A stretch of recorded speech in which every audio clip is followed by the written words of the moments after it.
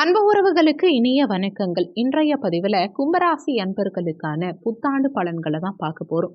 இந்த ஆண்டு முழுவதும் எப்படி இருக்கும், 12 மாதங்களும் உங்களுக்கு என்ன மாதிரியான பலன்கள் கொடுக்க போகுதுங்கிறத தெளிவாகவும் சுருக்கமாகவும் இந்த பதிவில் நாம் பார்க்கலாம். கொஞ்சம் கூட வீடியோவை ஸ்கிப் பண்ணாமல் முழுமையாக பார்க்க முயற்சி செய்யுங்க. வாங்க வீடியோக்குள்ளே போகலாம்.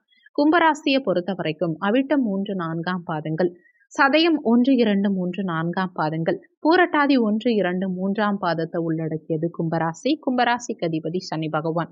வீடியோவில் சொல்லக்கூடிய பலன்கள் ஆண் பெண் இருப்பாளருக்கும் பொருந்தக்கூடிய பலன்கள். பொதுவாக ஒரு ஆண்டின் பலன்களை நிர்ணயிக்கிறதுல பிரதான கிரகங்களும் அந்த ஆண்டின் பெயர்ச்சிகளும் முக்கிய பங்கு வகிக்குது. அந்த விதத்தில் இந்த ஆண்டின் முதல் பெயர்ச்சியா சனி பெயர்ச்சி நிகழ இருக்கு. மார்ச் 29ஆம் தேதி சனி பெயர்ச்சியாரார். கடந்த காலகட்டங்களில் உங்க ஜன்ம ராசியில சஞ்சாரம் செஞ்சு பலவிதமான தொந்தரவுகளை ஏற்படுத்தின சனி பகவான் இனி தன குடும்ப வாக்குஸ்தானமான 2ஆம் பாவகத்துல பாத சனியா உங்களுக்கு பலன்களை கொடுக்க போறார். அடுத்து 2வது பெயர்ச்சியா மே 14ஆம் தேதி அன்னைக்கு குரு பெயர்ச்சி நிகழ இருக்கு. கடந்த காலகட்டங்கள்ல உங்க சுகஸ்தானத்துல சஞ்சாரம் செஞ்ச குரு பகவான் இனி பஞ்சமஸ்தானமான 5ஆம் பாவகத்துல பஞ்சம குருவா பலன் கொடுக்க போறார். இந்த ஆண்டு முழுவதும் கிட்டத்தட்ட 3 இடங்கள்ல குரு பகவான் சஞ்சாரம் செய்ய போறார். அதாவது மே 14ஆம் தேதி வரைக்கும் உங்க சுகஸ்தானத்திலையும், மே 14ஆம் தேதியிலிருந்து அக்டோபர் 10ஆம் தேதி வரைக்கும் உங்க பஞ்சமஸ்தானத்துல மிதுன மனையில குரு பகவான் சஞ்சாரம் செய்ய போறார். பின்பு அதிசாரமா கடக மனையில உச்சபலம் பெற்று 6ஆம் இடமான ருணரோக சத்ருஸ்தானத்துல உச்சபலம் பெற்று குரு பகவான் சஞ்சாரம் செய்ய போறார். பின்பு மீண்டும் டிசம்பர் 5ஆம் தேதி வக்ரகதியில பின்னோக்கி நகர்ந்து பஞ்சமஸ்தானத்துல அதாவது மிதுன மனையில குரு பகவான் சஞ்சாரம் செய்ய போறார். அடுத்து முக்கியமான பயிற்சியா ராகு கேது பயிற்சி மே 19ஆம் தேதி நிகழ இருக்கு. கடந்த காலகட்டங்கள்ல உங்க தன குடும்ப வாக்குஸ்தானமான 2ஆம் பாவகத்துல சஞ்சாரம் செஞ்ச ராகு பகவான் இனி உங்க லக்னத்திலேயே சஞ்சாரம் செய்ய போறார் மே 19ஆம் தேதியிலிருந்து. அதே மாதிரி கடந்த காலகட்டங்கள்ல உங்க அஷ்டமஸ்தானத்துல இருந்த கேது பகவான் இனி கலத்தர ஸ்தானமான 7ஆம் பாவகத்துல மே 19ஆம் தேதியிலிருந்து சஞ்சாரம் செய்ய போறார். இந்த பிரதான கிரகங்களும் மற்றும் இதர கிரகங்களும் இந்த ஆண்டு முழுவதும் உங்களுக்கு என்ன மாதிரியான பலன்கள் கொடுக்க போகுதுங்கிறத இப்ப பார்க்கலாம். கும்பராசி அன்பர்களை பொறுத்த வரைக்கும் இந்த ஆண்டு சற்று சிக்கல்களை ஏற்படுத்தக்கூடிய ஆண்டா இருக்கும். 2ஆம் இடத்துக்கு சனி பெயர்ச்சியாரார். ஸ்தான பலம் இல்லாம இருக்கலாம், ஆனா அவருடைய பார்வை பலத்தின் காரணமா 4ஆம் இடத்தை சனி பார்க்கிறார், அஷ்டமஸ்தானத்தை பார்க்கிறார், உங்க லாபஸ்தானத்தை சனி பார்க்கிறார். உங்களுக்கு கௌரவ இழப்புகள் ஏற்படுறதுக்கு வாய்ப்புகள் உண்டு. உங்க வார்த்தையினால உங்களுக்கு சில அவமானங்கள் ஏற்படலாம். உங்க பேச்சே உங்களுக்கு எதிராக திரும்பலாம். உங்க பேச்சால உங்களுக்கு சில தொந்தரவுகள் ஏற்படலாம். அதனால சொன்ன சொல்ல காப்பாத்துறதுக்கு முயற்சி பண்ணுங்க. சில நேரங்கள்ல சொன்ன சொல்ல காப்பாத்துறதுல சில தடுமாற்றங்கள் உண்டாகலாம். இதுக்கு காரணம் என்னன்னா உங்களுக்கு வேலை இல்லாம இல்லை, பணப்புழக்கம் இல்லாம இல்லை, உங்களுக்கு ஆரோக்கிய குறைபாடு இருக்கலாம்.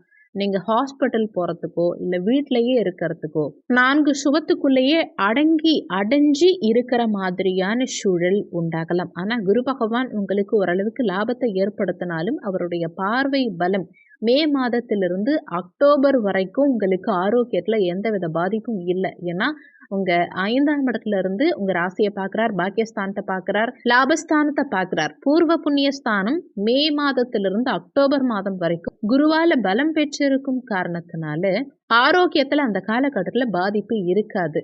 ஆனா மே மாதத்திற்கு முன்னாடியும் அதே மாதிரி அக்டோபர் மாதத்திற்கு பிறகும் உங்களுக்கு ஆரோக்கிய உபாதைகள் ஏற்படுறதுக்கு வாய்ப்புகள் உண்டு. அதே சமயத்துல வியாபாரத்துல சில மாற்றங்கள் உண்டாகலாம். வேறு ஒருத்தரை வச்சு, அதாவது உங்க பார்ட்னர் அல்லது உங்க சக பணியாளர்கள் மூலமா உங்களுக்கு லாபங்கள் ஏற்படுறதுக்கு வாய்ப்புகள் உண்டு. உங்க பார்ட்னர்ஸ்னால உங்களுக்கு ஆதாயம் ஏற்படும். படிக்கும் குழந்தைகள் சில தடுமாற்றத்தை சந்திப்பாங்க. குடும்பத்துல சின்ன சின்ன பிரச்சனைகள் இல்ல, உங்களால படிச்சதை ஃப்ளூவெண்டா சொல்ல முடியாது, எழுதவும் முடியாது, மறந்து போயிடலாம்.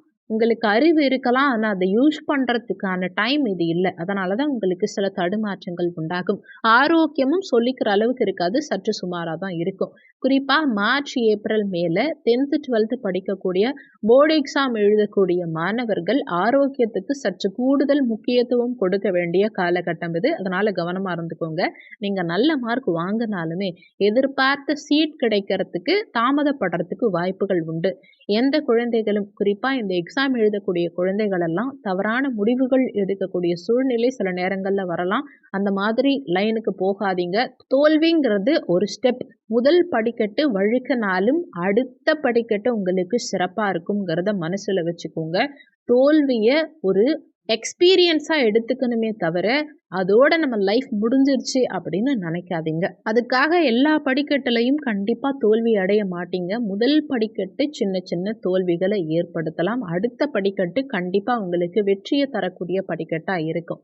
ஸோ வாழ்க்கையில் படிப்பு மட்டும்ங்கிறது முக்கியம் கிடையாது. படிப்பும் ஒரு அங்கம்ங்கிறத தெரிஞ்சுக்கிட்டு உங்கள் வாழ்க்கையை பிளான் பண்ணிக்கிறது நல்லது. இந்த ராசியில் பிறந்த வியாபாரிகள் ஓரளவுக்கு சுமூகமான சூழ்நிலை அடைவாங்க. ஓரளவுக்கு சுமூகமாக பணம் சம்பாதிக்கலாம். அதே சமயத்தில் தெளிவான சிந்தனை ஏற்படக்கூடிய வாய்ப்பு உண்டாகும். தனலாபம், பதவி இது போன்ற விஷயங்கள் ஆதாயத்தை ஏற்படுத்தக்கூடிய வகையில் இருக்கும். மூத்த சகோதரர்களின் ஆரோக்கியத்தில் முன்னேற்றம் உண்டாகும்.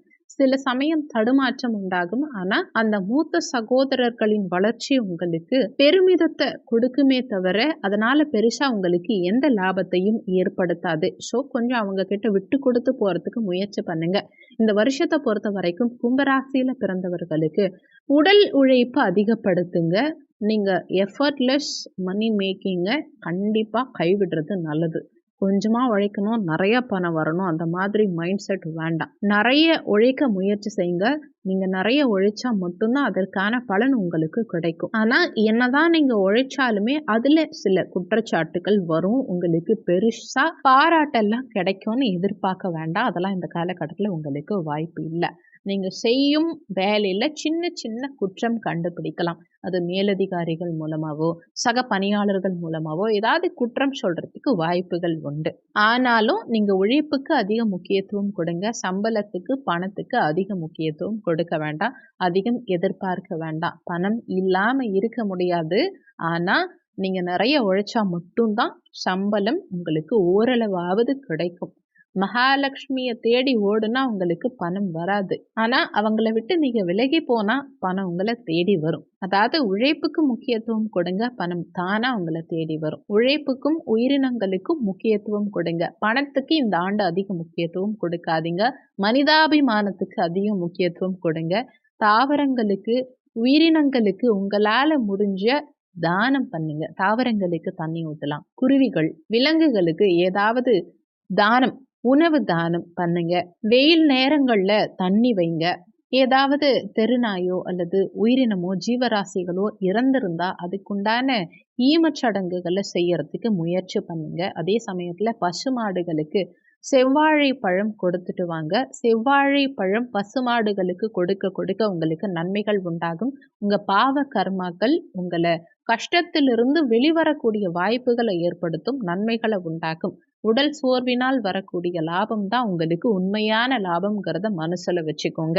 வீடியோவில் சொல்லப்பட்டிருக்க பலன்கள் அனைத்தும் கோச்சார அடிப்படையிலான பொது பலன்கள் தான். கோச்சார பலன்கள் மேக்சிமம் 20% 25% அளவுக்கு தான் எல்லாருக்குமே பலன் கொடுக்கும். மற்றபடி 75 80% அளவுக்கு உங்க சுயஜாதகப்படி தான் உங்க வாழ்க்கையில எல்லாமே நிர்ணயிக்கப்படும். அதனால கோச்சாரத்துக்கும் சுயஜாதகத்துக்கும் நிறைய மாற்றங்கள் இருக்கத்தான் செய்யும். உங்க சுயஜாதகப்படி உங்க வாழ்க்கையில என்னென்ன மாற்றங்கள் அடுத்தடுத்து உங்களுக்கு நடக்கும், தற்போதைய பிரச்சனை தீர்றதுக்கு என்ன மாதிரியான பரிகாரம் பண்ணணும், இந்த ஆண்டு சிறக்க என்ன மாதிரி விஷயங்கள் ஃபாலோ பண்ணணுங்கிறதையெல்லாம் உங்க சுய ஜாதகம் பார்த்து தெரிஞ்சுக்கணும்னு நினைக்கிறவங்க வீடியோல ஜாதகம் பார்க்கன்னு கொடுத்திருக்க கான்டாக்ட் நம்பருக்கு வாட்ஸ்அப்ல மெசேஜ் பண்ணுங்க. இந்த வீடியோல உங்களுக்கு ஏதாவது சந்தேகம் இருந்தா கீழே இருக்க கமெண்ட் செக்ஷன்ல சொல்லுங்க. நன்றி. மற்றும் ஒரு நல்ல பதிவோடு மீண்டும் உங்களை சந்திக்கிறோம்.